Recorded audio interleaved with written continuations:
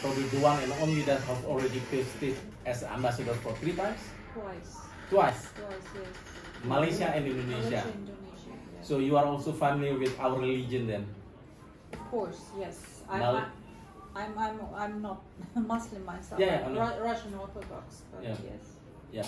This is interesting because today is Ramadan. Yes. And I know one of the issue on the Russia and Ukraine, it's about religion for us. Because if you see what happened with the official position of the government, they support the motion in United Nations, but they put an abstain on the Human Rights Council. Yeah. But of course, you will see, I'm not a pollster, but you see in the social media, I think one of the issue that I said 50-50, but I'm not an official pollster. Yeah. So one of the reasons is because probably it's because an issue of religion.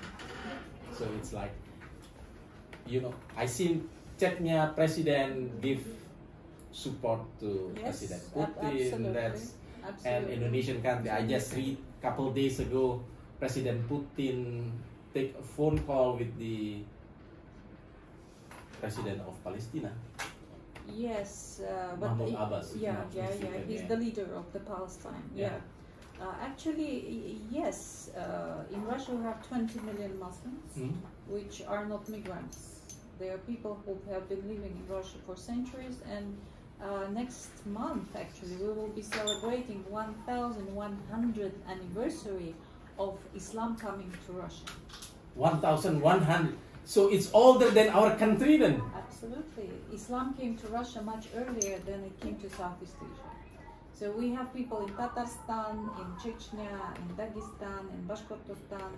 We have 9 regions in Russia who are predominantly Muslim. Of course, Chechnya, you all know Chechnya, but there are 8 others, including Tatarstan, which is the most developed of all. So next month, in the capital of Tatarstan, Kazan, we will be celebrating this anniversary, and we have invited some people from Indonesia to attend. We are waiting for a response of your officials. So how you consider Indonesia as a person? You see, I love Indonesia. No, because typical Western says normally Indonesia is like is try to avoid conflict. A bit shy. Yes, but I think it's quite a reasonable position. Why would you want to get involved in a conflict? Actually, we do appreciate the position of your government, quite balanced one. We were disappointed when your government, Indonesia, joined the co-sponsored the General Assembly resolution condemning the war in Ukraine. But you know what? First of all, we understand there was a very big pressure from other countries. Also, there's an information war going on against Russia. You know, all these fakes, all the accusations, all this. And in the information war, there are parts of the war, parties in the war, and they're victims of this information war. So many countries became victims of the this information war because they, at first, they didn't have the understanding of the real causes of this conflict. But you would notice that not a single Muslim country actually joined the sanctions against Russia. I think that's also need to be more analyzed on this.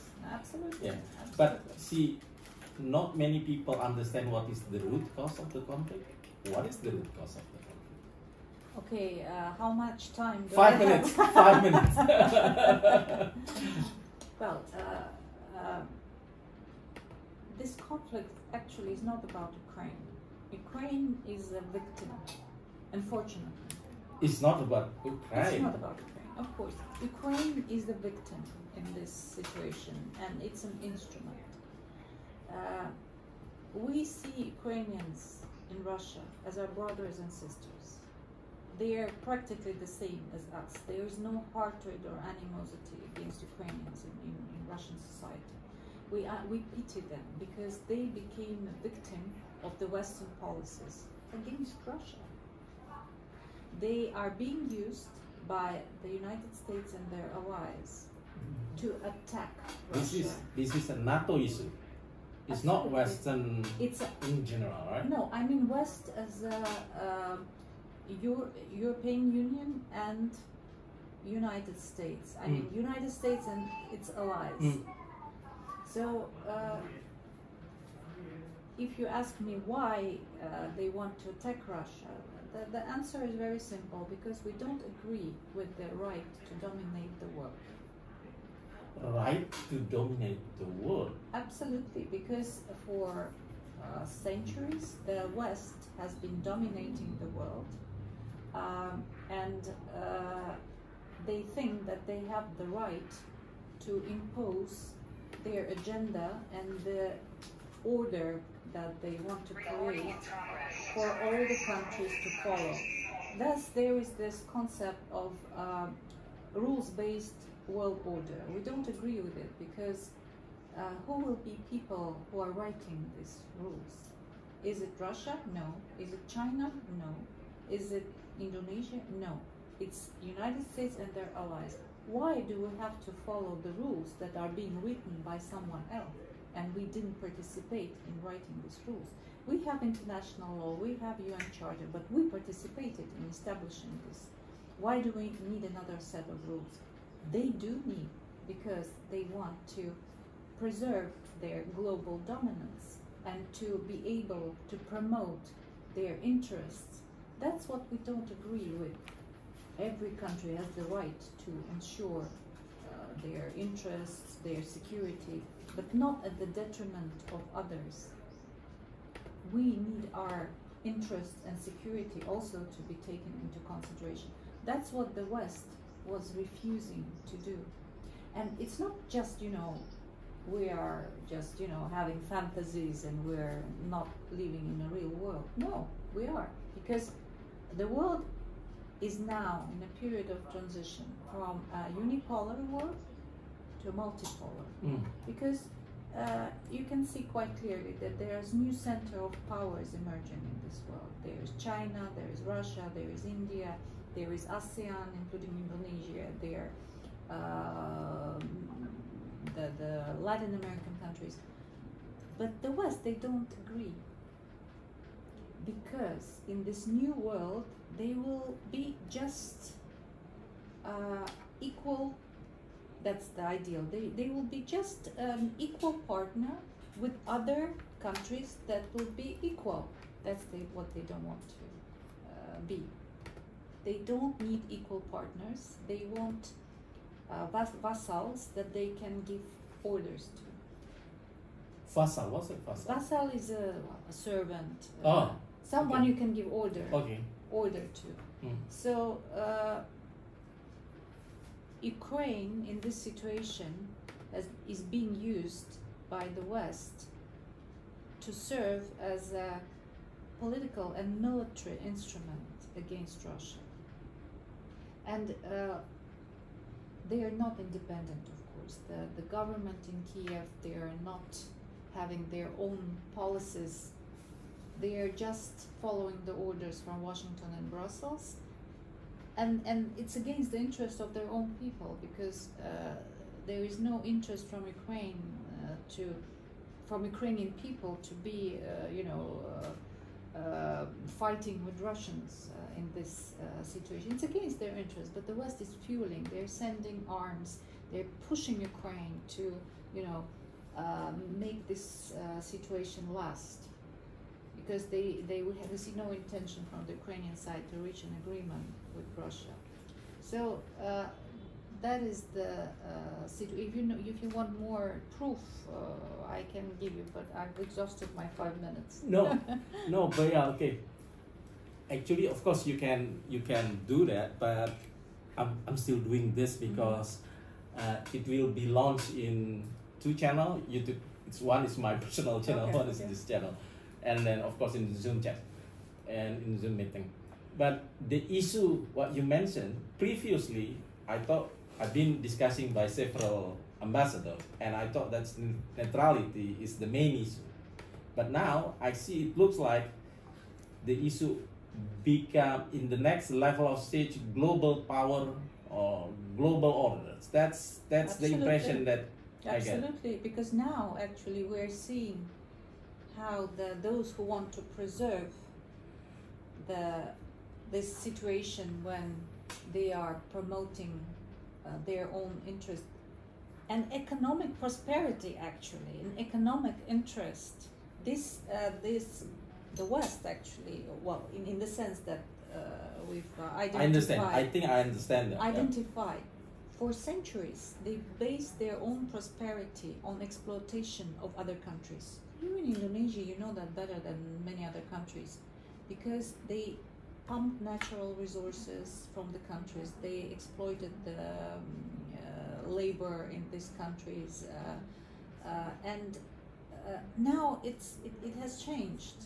But they want to preserve it, this situation, and with the other countries that want to, have equal partnership, equal kind of relations with the Western countries. Again, the values. The values that the Europe say is now promoting, we don't agree with them. And I know that Indonesia doesn't agree with them. And by values, I mean something that is more precious than a human life. For instance, religion. Where is the place of religion in the Western society? Practically nowhere. It's not relevant. Yeah, family. It's about religion. It's interesting. Family values. Where are the family values in Europe? LGBT agenda? We don't agree with that. Okay, we're not homophobic. Whatever you do, you can do in your house. But why promote this agenda so aggressively as a norm? For instance, I have a daughter, she's married, and I don't want my grandchildren to have parent one, parent two. I want them to have mother and father. Our society is a traditional one. In this sense, we're closer to the Muslim world, of course. In Islam, you have very well defined values. Or, for instance, we don't put our parents in homes. It's not looked well upon in our society. We take care of our children. Our grandfathers and grandmothers take care of their grandchildren. So family values are very important for us. Religion is very important for us. And these values are destroyed in the West. And they use human rights as a weapon to attack other countries. Wow. So it's a matter of global transformation. So, like this country, it's conservative value, like tradition, religions, family. But I know in developed country, some modern country, normally it become more liberal. Is that what you try to say? Absolutely, but liberal is a very mild word to describe what is happening, because sometimes it's absolutely unacceptable what kind of values are being promoted. Of course, tolerance is great, but there is limit to anything. But your statement is more on philosophical or ideological. But it is what is happening actually. So it's not about military. It's not only about that, of course. Actually, the military option is always the worst. No one can argue with that. War is bad. How can you argue with that? War is bad. In Russia, we know that very well. You know that we lost 27 million lives in World War II. We know what war is. Actually, we saved Europe from fascism, from Nazi ideology. We liberated Europe from fascism. But sometimes you have to take drastic measures in order to prevent something worse from happening. So that's the reason of this military operation. This is interesting because this country, your country, is the winner of the World War II. Yes. It's like the United States. And I live in Europe during 1890s. It's Cold War and then Perestroika, Glasnost, Berlin Wall. Yeah. And of course, issue of Cold War, Western, and how you call at the time was NATO and Fakta Warsaw. Warsaw Pact. Yeah, yeah, that's an Indonesian language. Yeah. So Indonesia, I think, tried not to take a stand on that issue because according to the constitution, we need to be free and active. Yes. Free and active in terms of international relation. We respect that. Yeah, and that's why Indonesia didn't take stance, what they call the non-block alliance. I know it's more difficult today because, like you mentioned, it's not about military power. Sometimes also economic power, and Yes, then you true. touch about issue of prosperity, and for me, it's about surprising fact because I thought that we will discuss on what happened in Ukraine because of the neutrality and the NATO, and Indonesia will say that's what happened. Europe is like 1,000 kilometers from here. We just don't, we love peace. We please try to resolve the negotiation process and anything that we can do. But then now is issue, it's about what you call, I think it's class of civilization. Yes, Meaning, basically, yes, it is. It's there a is, transformation of the world order. so it's like there is no one hegemony, there is no Western hegemony. There will be, I don't know, probably Russia, China. No, we are not. Indonesia is not. No, we're not seeking hegemony. The big difference between this new raising, I will not speak about China, but China is our strategic partner, of course. But I'm speaking about Russia. We were never seeking hegemony. It's not what we need. We want to live in peace and in cooperation with all our partners, but in an equal way. We don't want to take orders from Washington or Brussels. We are a great country. We're the biggest country in the world. We have everything. We have energy. We have food. We are self-sufficient in food products. We have a very well-educated population. We have a developed industry. We have everything. Why should we take orders from someone who doesn't care about Russians or Ukrainians? The only thing that they care is about their own prosperity. So I think it's quite logical. If you want to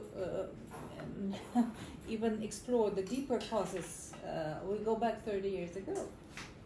The collapse of the Soviet Union. 1990, yes. Yes, 1991, and even earlier.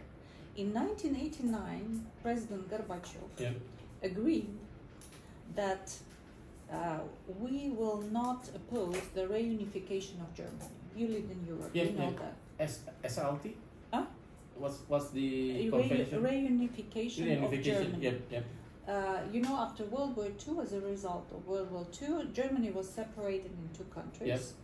And we had our troops in eastern part of Germany. Yeah. In 1989, Gorbachev agrees with President Bush that Germany can reunite and we will withdraw troops from eastern Germany. In response, NATO and the Warsaw Pact, after the dissolution of the Soviet Union, was dissolved. In return, NATO will commit not to expand towards our borders. Okay? Gorbachev asks Bush to sign an agreement. Bush says, no, you believe our word. So we withdraw troops from Eastern Germany. We commit to our obligation. Germany reunites, but United States and NATO, they don't fulfill their promises. Actually, they lied, because from 1999 to 2022, there were 5 rounds of expansion of NATO. 5 rounds. So NATO was coming closer and closer to the border of Russia.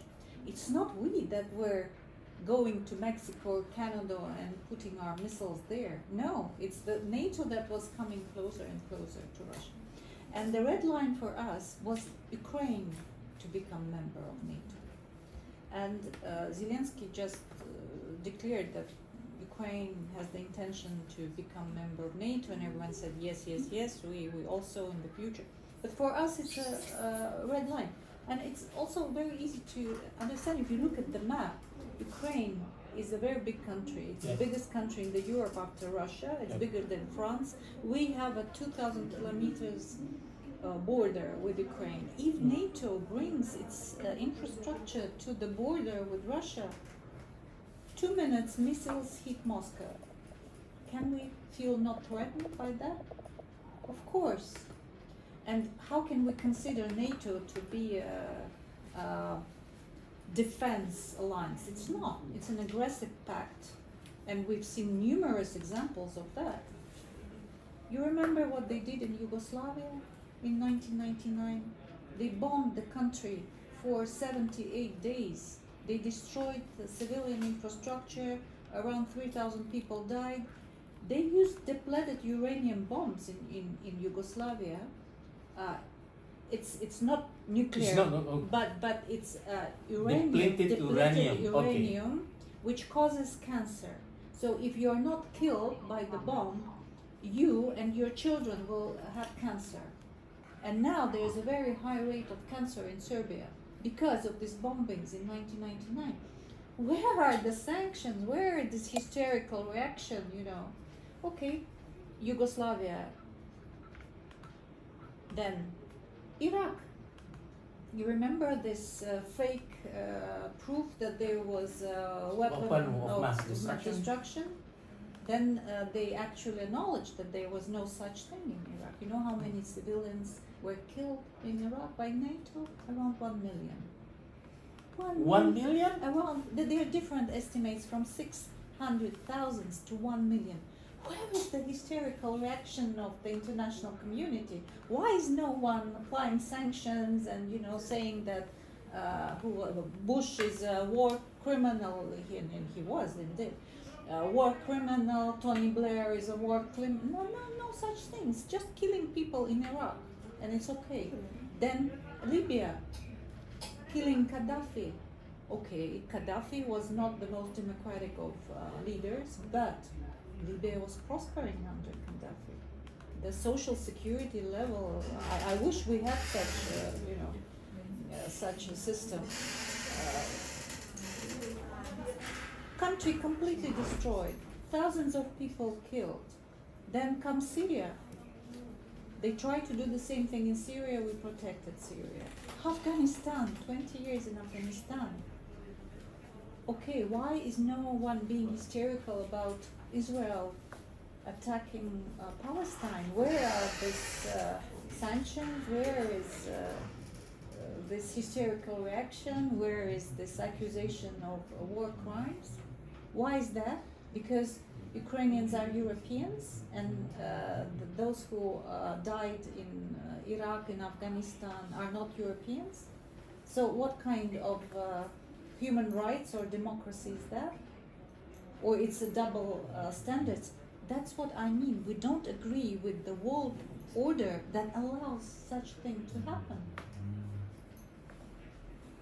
Because what they want is to control the world, so they can do whatever they want. You know, the recent statement by Prime Minister of Australia, Scott Morrison, that he will not sit at the same table with the leader of the country that invaded other countries. Who is he talking about, Biden?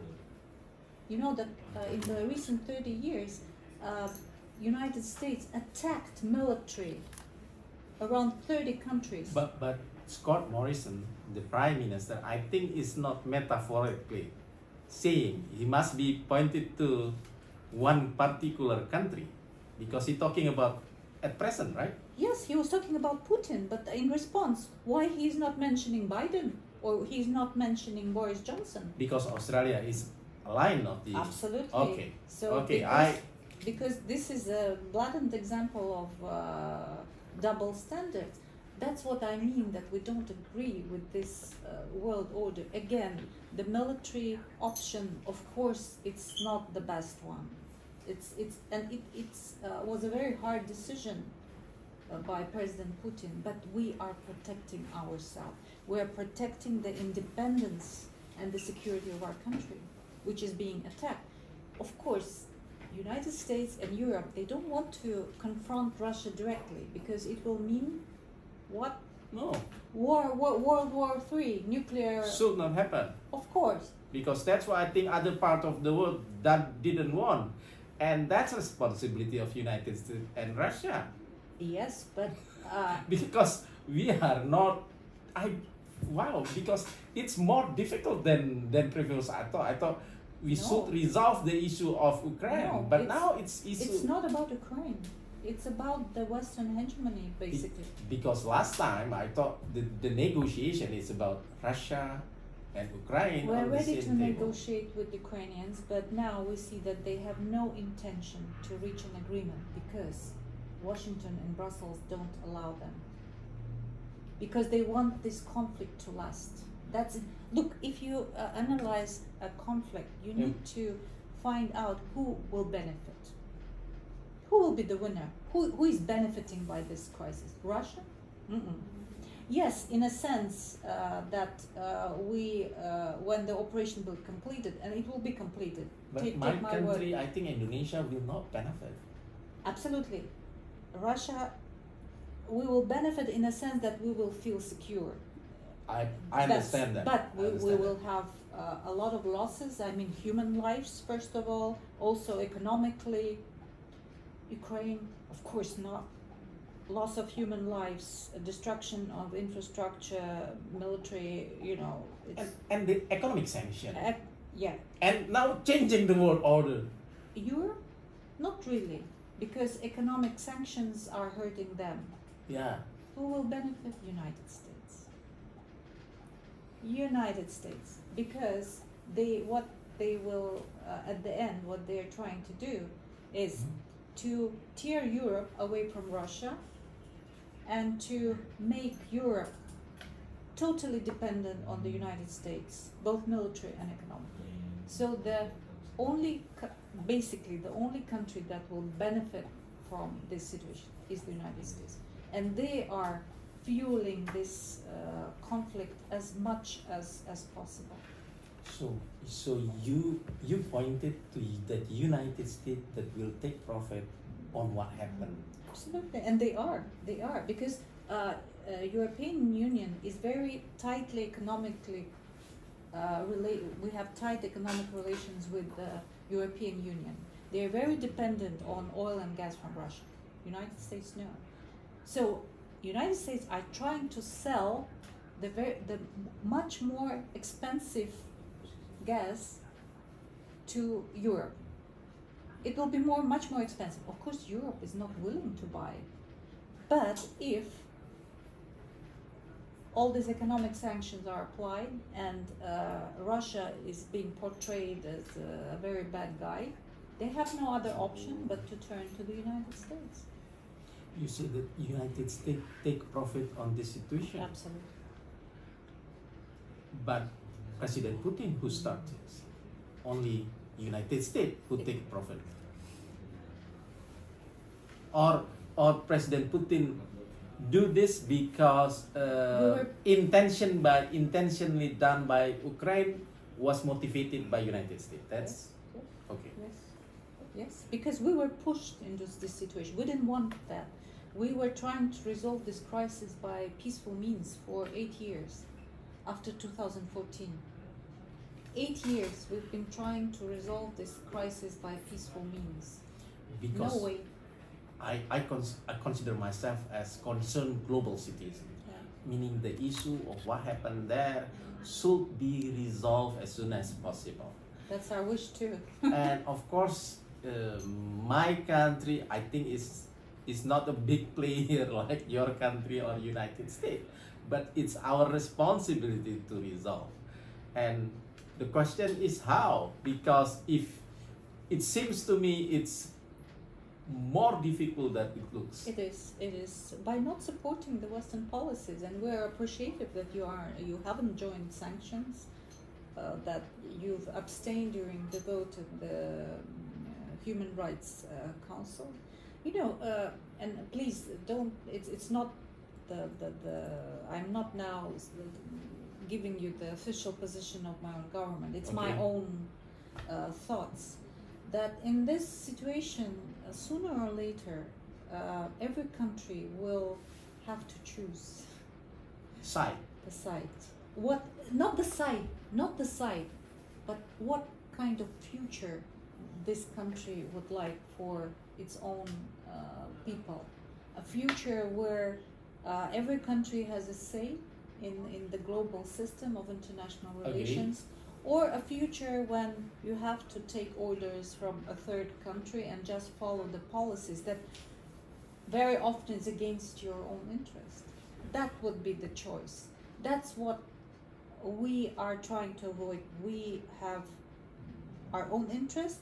We want to be independent in the real sense of this word.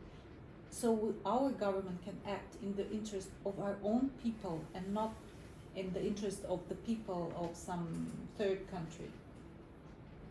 Agree, because it seems to me what happened, I think after World War II is like a bipolar, what happened in the world. Absolutely. But now probably it's going to be, you resist on the one polar, probably it's multipolar, meaning there will be a lot of your country, China, Europe, United States, or other line country, or maybe Mexico, Brazil, India.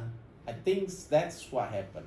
But I think since you are a diplomat, and of course your country is famous of chess player, that you can do step calculating what happened in the next steps. So what will be step of your country, United States, well, in the next next 1 year? Oh, I don't know. I cannot tell you that. I can tell you what will happen with Ukraine. We will complete our operation in Ukraine. That's so it's done? No, we will. It's going on. It's going on. But we will complete. We will reach the targets that have been identified by our president. That's for sure. Maybe a little bit later, maybe a little bit, sooner, but it will be completed, and we will ensure our security and our sovereignty. And on the economic sanctions, we've learned our lessons also, that actually we cannot trust our Western partners, because with all these sanctions, they are absolutely legitimate. There is no law in the world that can allow this kind of things happen, because the only body in the world that can impose sanctions is the Security Council. What is happening now? It's an absolutely, unreasonable. From because they are hurting themselves. They are destroying the trade system that has been created for decades. They are destroying the supply chains in the world. All the countries, including Indonesia, can feel that. It's not because of what we're doing in Ukraine. It's what the West is doing by applying these sanctions. They thought, okay, what is the goal of the sanctions? To change the position of the Russia. Government. Yeah. To change the position of the government. True.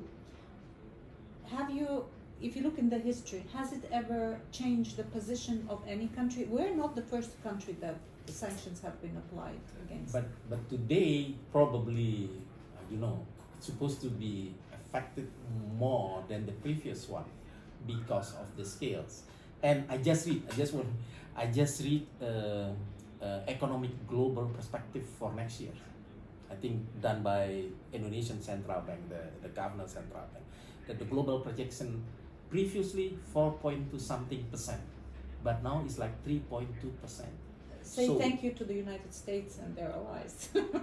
Yeah, but the 1% was affected because of COVID, and of course because of what happened there. Yeah. And of course because of the, I think, the responsibility of the whole country that cannot resolve this, because it's supposed to be. And what happened? There will be some job loss in other parts of the world. Look, the sanctions would have been applied nevertheless.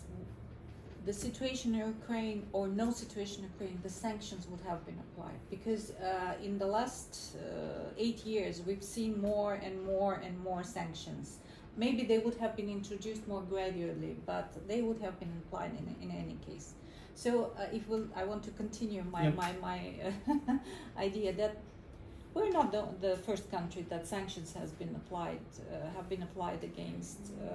Iran, Venezuela, Cuba, Soviet Union. For 70 years we've been under sanctions. And so Soviet Union for what?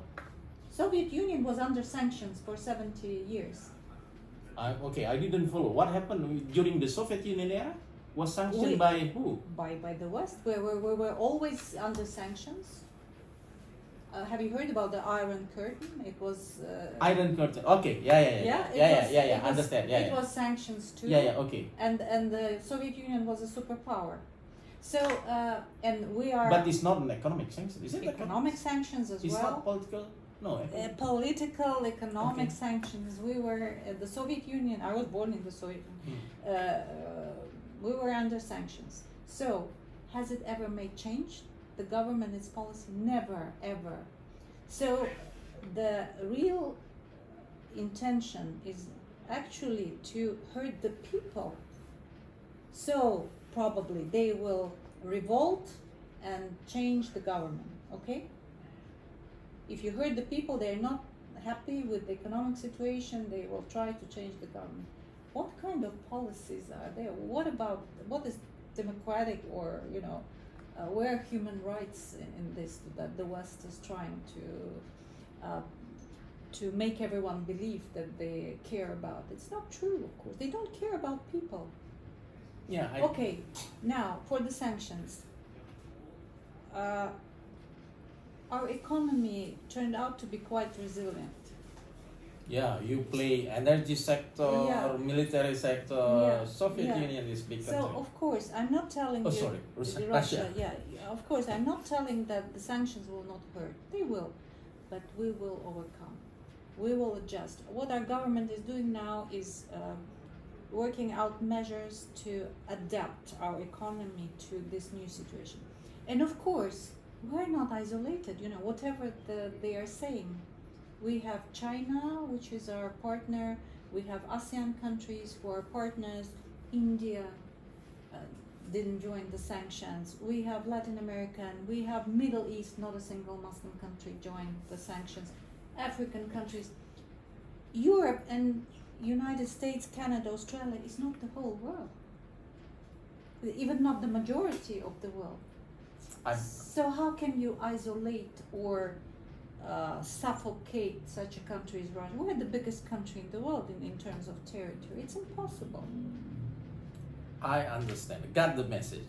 I got the message, of course. Yes, your country is big country. There will be, it's difficult, meaning new normal and new equilibrium. That's wow. Because I think as soon as life back to normal, but now your projection, it will be new equilibrium. We hope so. We hope so, because our president was very clear in saying that we had no other option, because first of all we need to protect the people of Lugansk and Donetsk.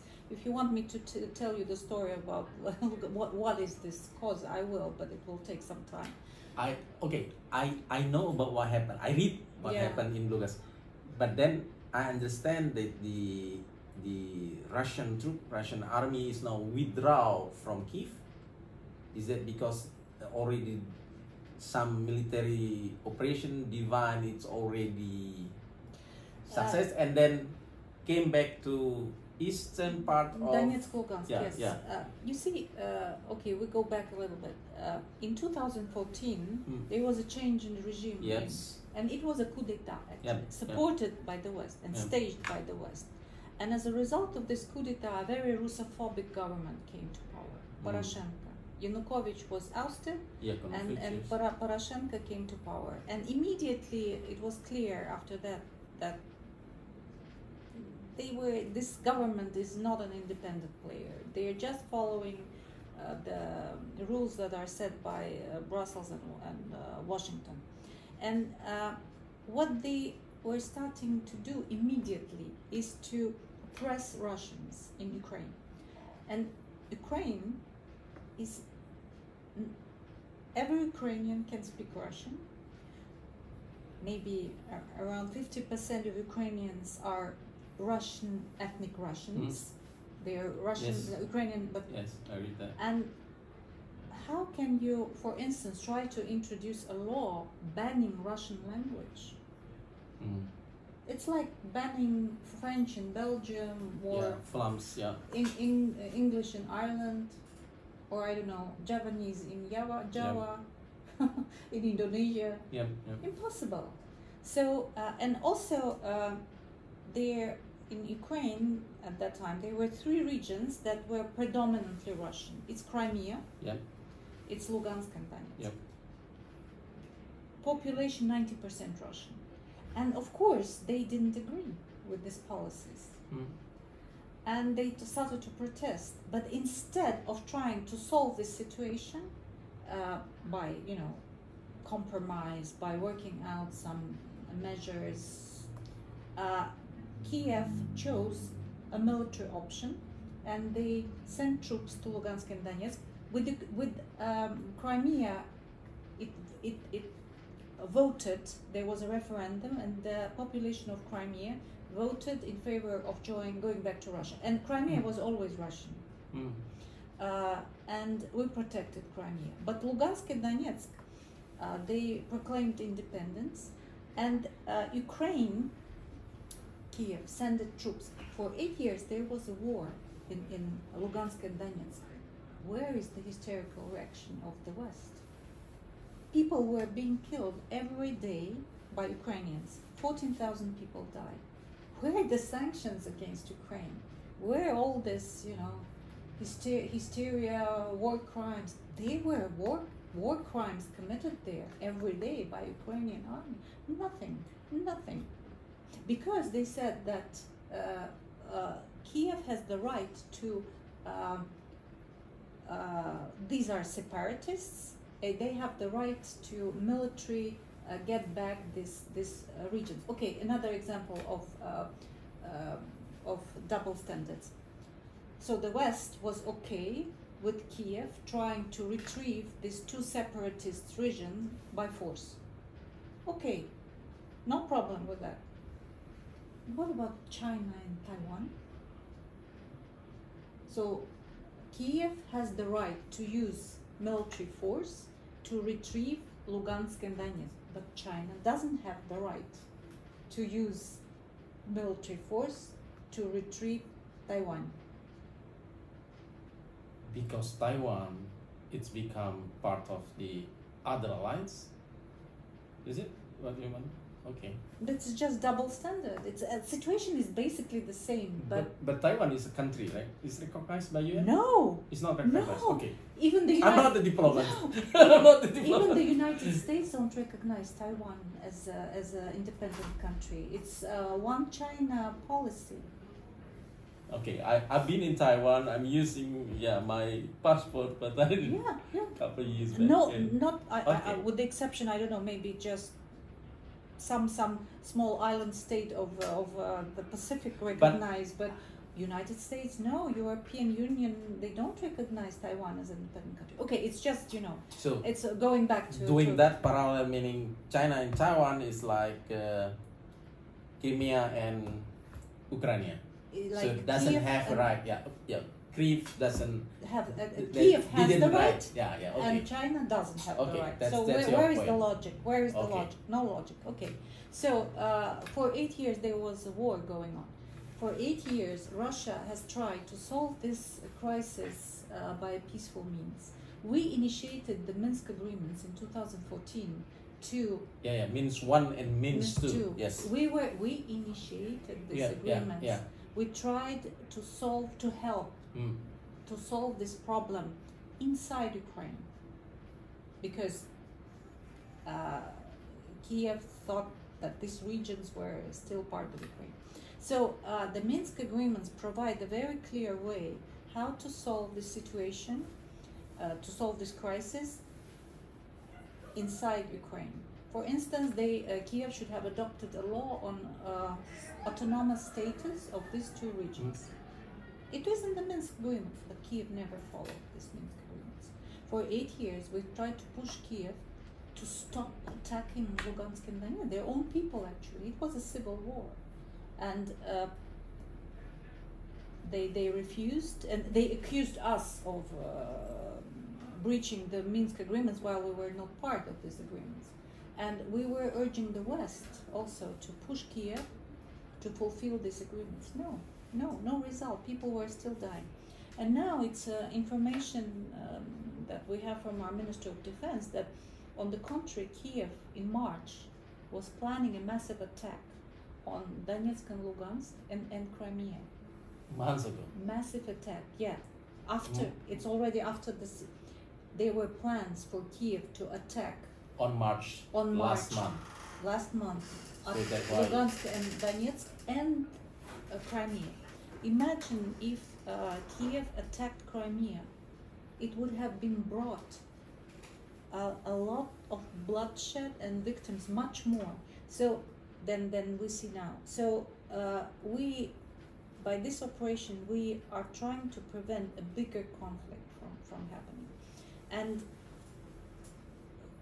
unfortunately, the West is fueling, is pouring oil in this fire by providing arms, by training Ukrainian army. There's a lot. We already see so many foreign instructors and mercenaries in Ukraine. So they are trying to fuel this conflict more and more, especially the United States. So who is the benefit? Who will benefit again? Okay. I think I got the message. I live in Asia, in Indonesia, it's part of Asia, and Europe, it's a bit far from us. And I thought, but you're affected. Yeah, that's why. Should be done or resolved by the European, but then effect is around the world. And now we dragging into the situation, lot of the discussion, and should be. I do not know. That's what. And now, Indonesia, by constitution, there have to be free and active participation on issue of international relations. So it's our constitution. Yes, we know. And because of that, there is a G20 meeting. Yeah. And I know G20 probably one of the most important meeting other than the United Nations.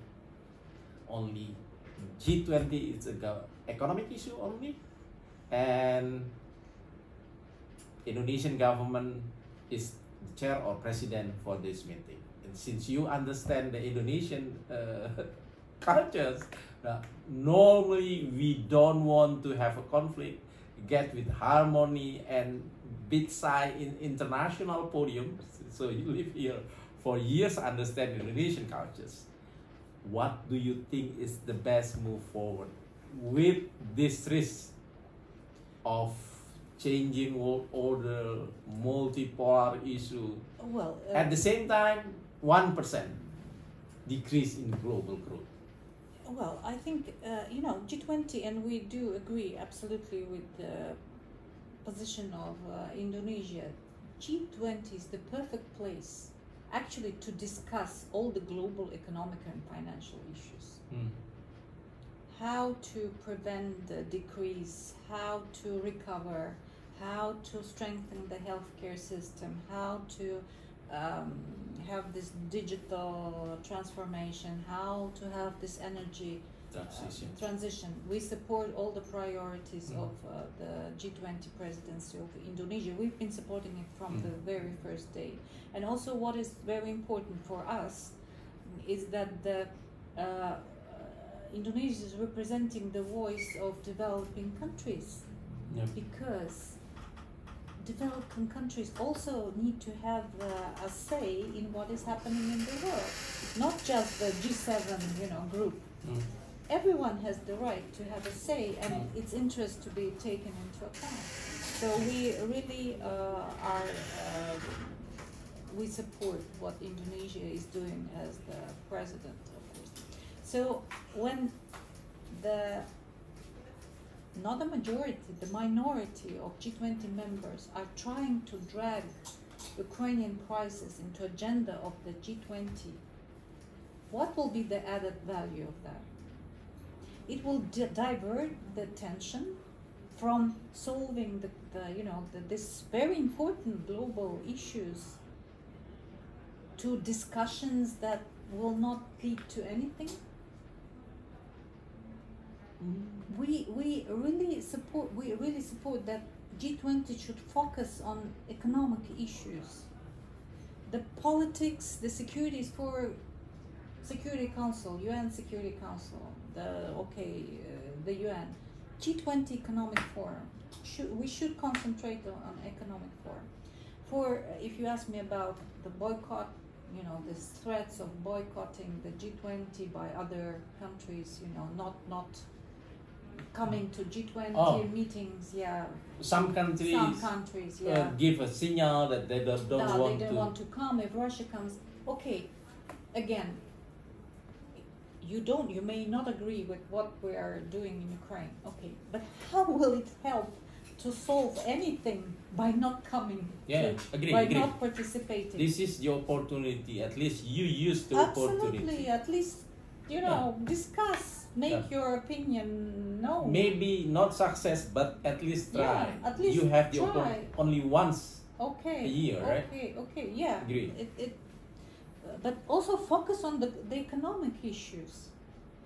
But that's difficult because economic and political issue is intertwined. Absolutely, but still you can really, what I'm saying. If you just want to accuse, agree. Then no point in coming. If you want to discuss in a constructive way the economic situation.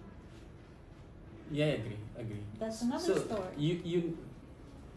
You need to have some face-to-face meeting like this and discuss, probably be multi-country, big country, and this is the opportunity. So probably behind the door, I do not know, but that's the best way that we can have this year. Probably next year is different events. I agree. And I think our country, Indonesia, my country, probably, I'm not sure, because normally the citizen will leave to the Indonesian government to decide what will be the priority. But it seems to me, when I read the media, it's like what we have discussed. There will be invitation, people come because that's their right, some discussion. And of course, it's calculated risk for both sides.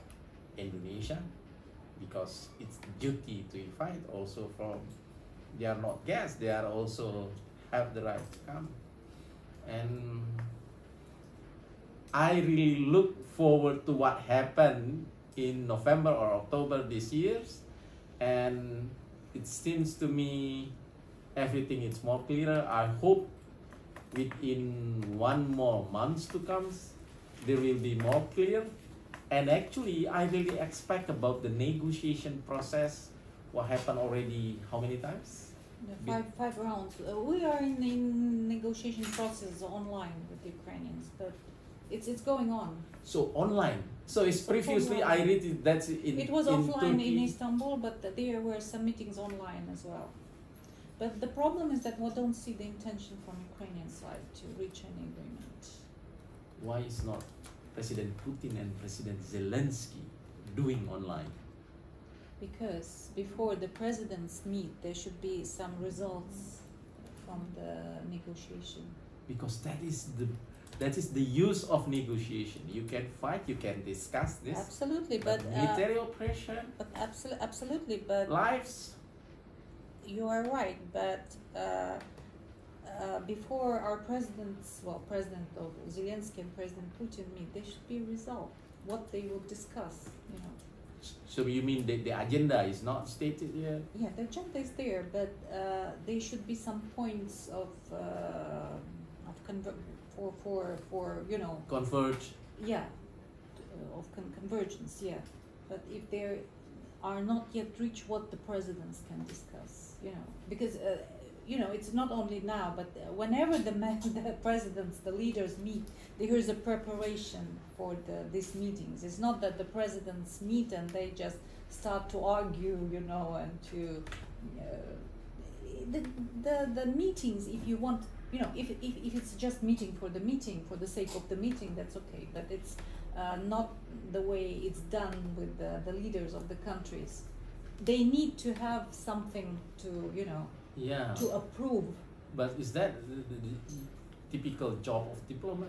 Yes. To do this but we have a delegation and our diplomats are participating. Yeah. I read the news that some president call President Putin, yeah. Also some president call President Zelensky. Yeah.